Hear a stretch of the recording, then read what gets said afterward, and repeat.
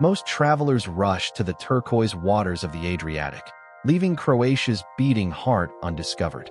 Welcome to Zagreb. It's a city that doesn't feel like a capital. It feels like a giant living room. Balanced between the rugged Medvednica Mountain and the Sava River, Zagreb is a tale of two cities: the medieval, mystical upper town and the grand, Austro-Hungarian Lower Town.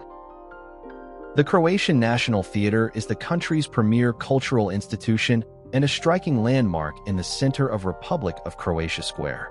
Opened in 1895 by Emperor Franz Joseph I, the Neo-Baroque edifice was designed by the renowned Viennese architects Fellner and Helmer, who built over 40 theaters across Europe. The exterior features busts of famous Croatian poets and composers. In front of the theater sits the Well of Life, a masterpiece bronze sculpture by Ivan Mestrovic depicting the cycle of human life. The auditorium seats 710 people and features a ceiling painted by Alexander Demetrius Goltz. It is famous for its collection of ceremonial curtains, including the original Croatian Revival by Vlaho Bukovac.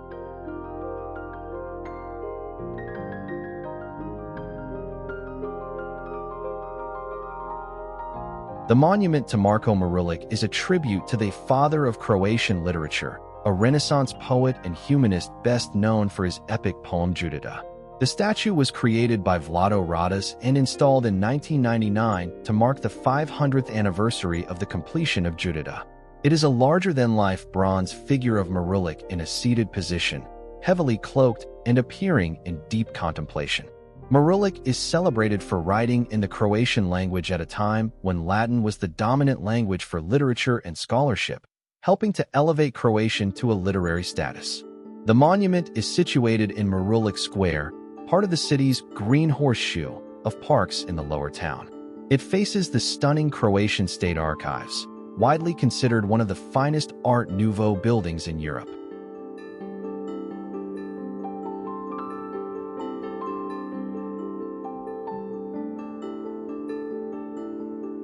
The Croatian State Archives is widely considered the most important and beautiful example of Art Nouveau architecture in Croatia.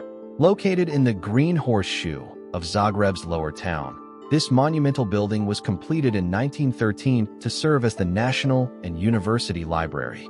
Designed by architect Rudolf Lubinski, the building is a total work of art where every detail, from the facade to the custom furniture, was designed as a unified whole.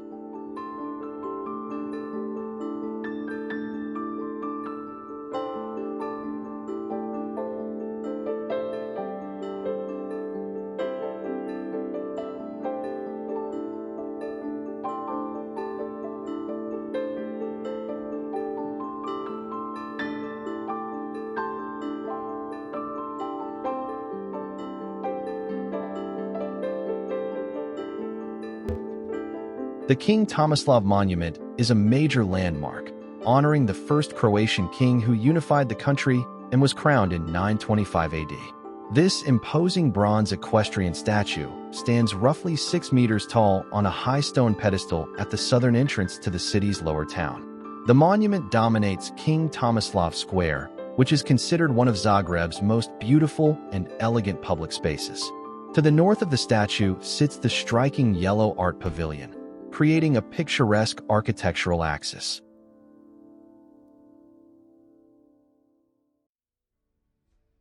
Manduševac Fountain. Built over a natural spring, this fountain is central to the legend of how Zagreb got its name. A weary warrior, sometimes described as a knight or Slavic leader, returned from battle tired and thirsty. He saw a beautiful local girl named Manda and asked her to scoop some water for him, saying, "Manda, Duso Zagrabi. Manda, dear, scoop it up." The name Manduševac was derived from Manda's name, and the name Zagreb came from the Croatian verb zagrebiti, meaning to scoop. Banja Luka Square is the central focal point of Zagreb, serving as its most popular meeting place and a major transportation hub. Located at the junction of the upper and lower towns, the square is characterized by its bustling energy, outdoor cafes, and iconic blue trams. Established in the 17th century, it was originally a marketplace known as Harmika, named after a tax levied on goods. It was renamed in 1848 after the national hero band Josip Jelačić. During the communist period, 1947 to 1990, it was known as Republic Square before reverting to its current name after Croatian independence. The buildings surrounding the square feature a mix of styles, including Biedermeier, Art Nouveau, and postmodernism. Ban Jelačić statue. This iconic equestrian monument of Ban Josip Jelačić was created by Anton Fernkorn in 1866. Originally facing north toward Hungary to symbolize defense against invaders, it now faces south to provide better balance to the square's layout.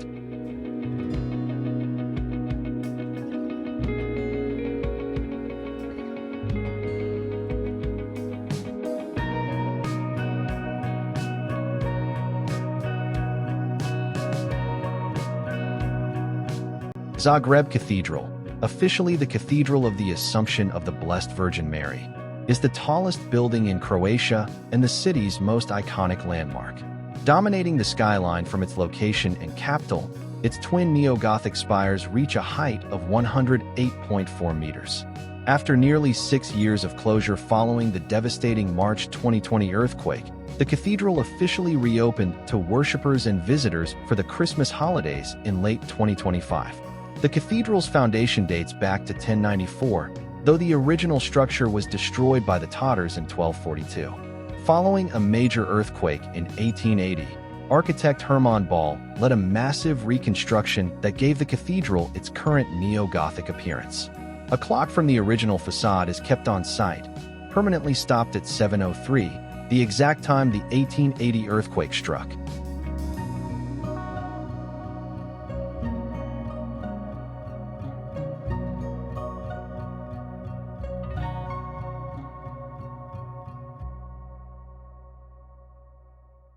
Located in the upper town next to the Stone Gate, this 1906 sculpture by Austrian artists Arthur Winder and Andreas Kompatscher is famous for its rare, non-triumphant interpretation. Instead of an active battle, it shows the moment after the dragon has been slain. St. George is depicted on his horse with his helmet removed and head bowed in a gesture of humility and respect toward his defeated foe.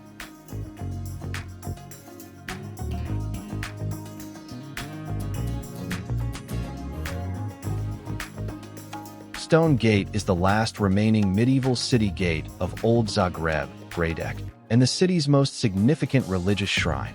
Built in the 13th century, it is a place where history, legend, and daily devotion intersect. The gate's status as a shrine stems from the Great Fire of 1731, which destroyed almost every wooden structure in the area. Amidst the ashes, a painting of the Virgin Mary and Child was found completely unscathed, even though its wooden frame had burned away. Locals saw this as a divine sign. A small chapel was built into the passage of the gate, and the painting was placed behind an ornate wrought iron grille, where it remains today. The walls of the passage are covered in hundreds of stone tablets engraved with the word Vala, thank you. These are placed by people who believe their prayers to the Virgin Mary were answered. Unlike the bustling streets nearby, the Stone Gate is a place of profound silence. Pedestrians are expected to lower their voices or remain silent while passing through, as people are often kneeling in prayer or lighting candles.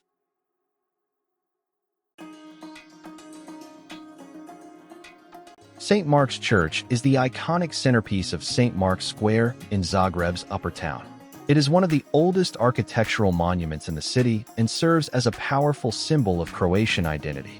The church is most famous for its vibrant, multicolored tile roof, installed during a major restoration in the 1880s by Friedrich Schmidt and Hermann Ball. The roof features two large emblems. On the left is the medieval coat of arms of the Triune Kingdom of Croatia, Dalmatia, and Slavonia. On the right is the coat of arms of the city of Zagreb. The bright red, white, and blue tiles create a tapestry effect that is visible from many viewpoints across the city.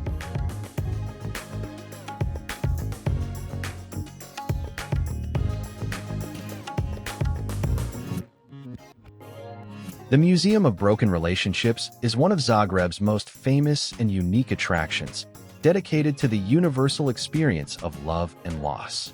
Located in the historic Upper Town inside the Baroque Culmer Palace, It features a crowdsourced collection of everyday objects donated by people from around the world. Each exhibit consists of an ordinary object paired with an anonymous, first-hand story explaining its significance to a failed relationship.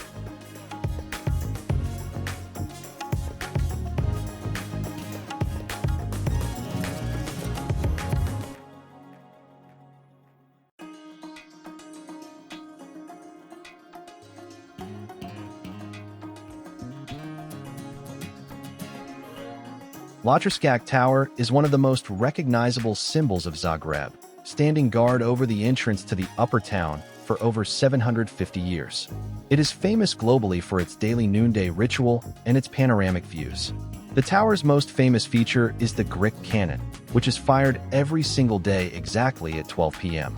This practice began in 1877 to help city bell ringers and residents synchronize their watches. It has fired every day for over 140 years, with a brief pause following the 2020 earthquake.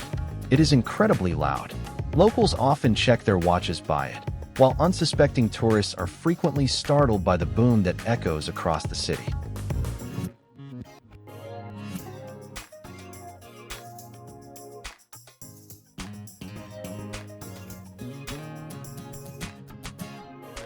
The most iconic way to arrive is via the Zagreb funicular, the shortest cable railway in the world, 66 meters, which connects the main shopping street to the upper town in 64 seconds.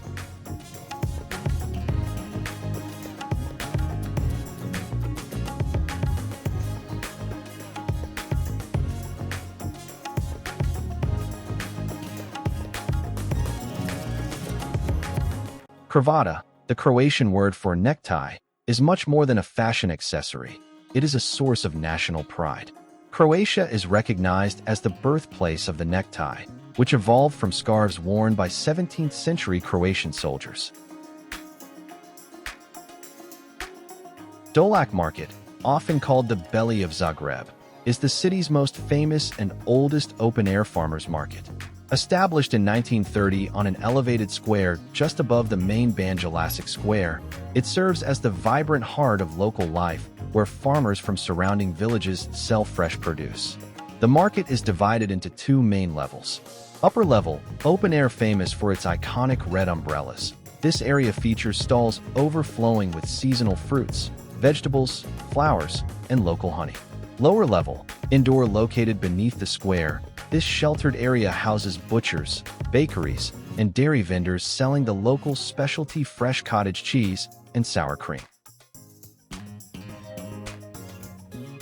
Kalsasiva Street, often called Kalka, is the most colorful, lively, and famous street in Zagreb. Historically, it was the site of a small river called Medvednica that separated the two rival medieval hills, Gradić and Kaptol. Until the late 19th century, the street was actually a stream lined with watermills.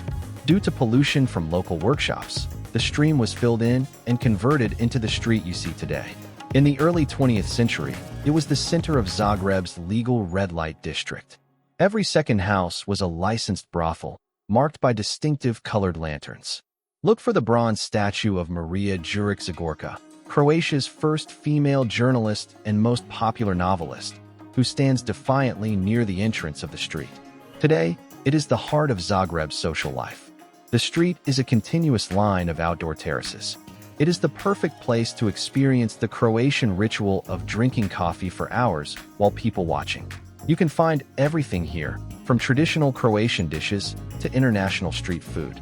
As the sun sets, the coffee drinkers are replaced by a younger crowd as the street transforms into a hub for pub crawls and cocktails. Unlike the grand palaces of the lower town, it features charming, small-scale houses with colorful facades and wrought iron balconies.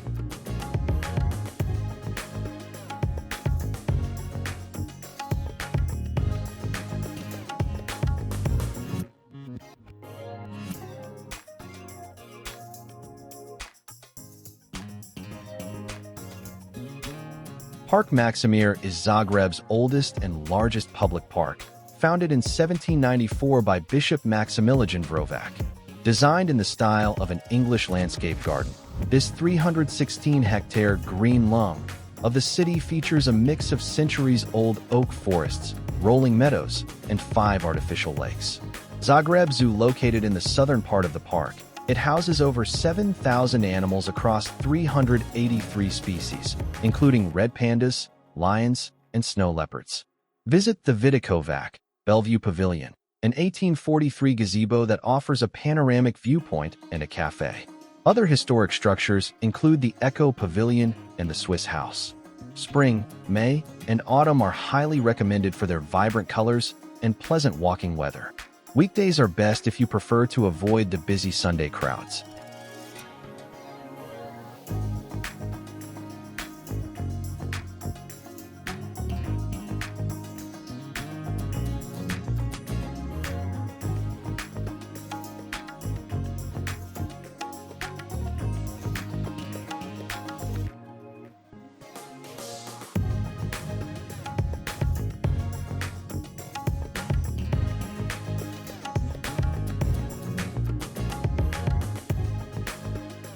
The Westin Zagreb is a prominent 5-star hotel located in the heart of Zagreb's Lower Town, known for its skyline-defining 17-story building and its status as a regular host for high-profile international events.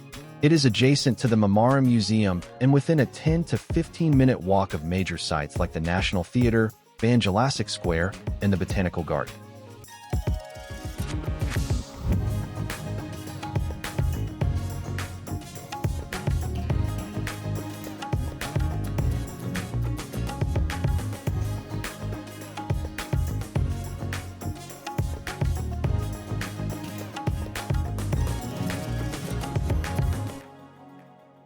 Zagreb Airport is Croatia's largest and busiest international gateway.